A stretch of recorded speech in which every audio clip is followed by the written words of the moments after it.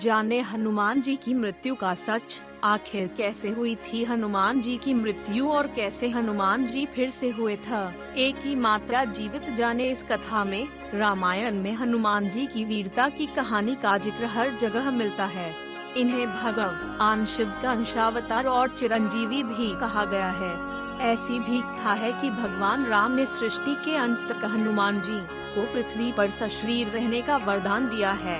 लेकिन उड़िया भाषा की विलंका रामायण में एक ऐसी कथा मिलती है जिसमें बताया गया है कि हनुमान जी की मृत्यु उनके जीवन काल में ही हो चुकी थी, लेकिन 6 महीने मृत्यु के बीत जाने के बाद यह फिर जीवित हो गए थे। कथा मिलती है कि एक बार प्रभु श्री राम विलंका राक्षस राज सहस्रा के वध के लिए गए होते हैं, लेकिन कई दिनों तक जब श्री राम वापस नहीं लौटे तो माता सीता काफी परेशान होती है और हनुमान जी को उनका पता लगाने के लिए भेजा जाता है।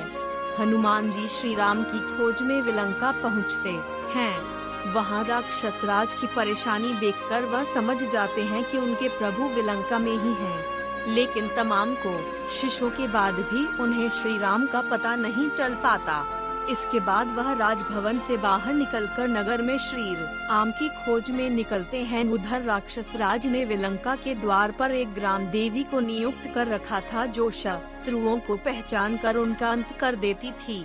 इसके अलावा उत्तर द्वार पर स्थित विष का सरोवर था।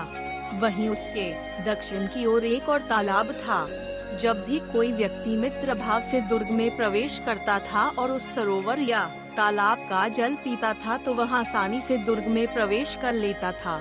लेकिन शत्रु भाव से प्रवेश करने और जल का पान करने वाले व्यक्ति की मृत्यु हो जाती थी। कथा मिलती है कि जब हनुमान जी उत्तरी द्वार पहुँचे और राम जी के बारे में सोचने लगे, उसी समय ग्राम देवी की भेंट पवन पुत्र से हुई।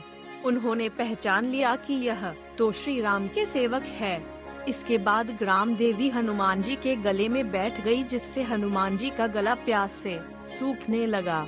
पवन पुत्र ने जलपान किया और जल ग्रहण करते ही उनके पूरे शरीर में विष फैल गया और उन्होंने अपने प्राण त्याग दिए। काफी दिन बीत गए, श्री राम का भी कुछ पता नहीं चल रहा था और पवन पुत्र का भी। ऐसे में सभी देवताओं ने पवन देव से पूछा किया पका पुत्र कहाँ है।